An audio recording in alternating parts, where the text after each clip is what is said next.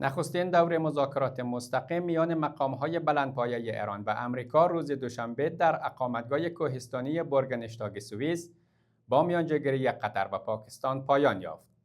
این نشست که در فضای پرتنش آغاز شد در نهایت با صدور یک بیانیه مشترک همراه بود. در این بیانیه اعلام شده دو طرف بر سر نقشه راهی برای دستیابی به توافق نهایی ظرف 60 روز آینده به تفاهم رسیده‌اند و مذاکرات فنی در طول هفته ادامه خواهد داشت.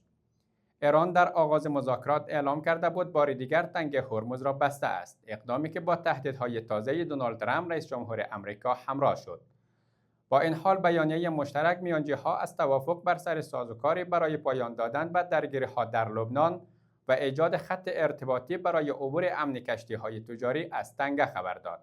جی دی ونس معاون رئیس جمهور آمریکا مذاکرات را آغاز کرد و عباس عراقچی وزیر خارجه ایران گفت کشورش موفق شده معافیت‌های برای صادرات نفت و پتروشیمی و آزادسازی بخشی از دارایی‌های بلوکه شده به دست آورد.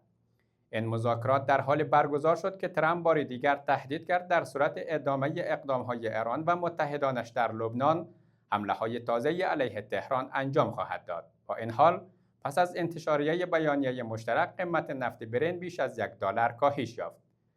منابع ایرانی و آمریکایی روایت‌های متفاوتی از مذاکرات ارائه کرده‌اند. خبرگزاری تصنیم مدعی شد هیئت ایرانی پس از تهدیدهای ترامپ از بازگشت به اتاق مذاکرات خودداری کرده و پیام‌ها از طریق میانجی‌ها رد و بدل شده است.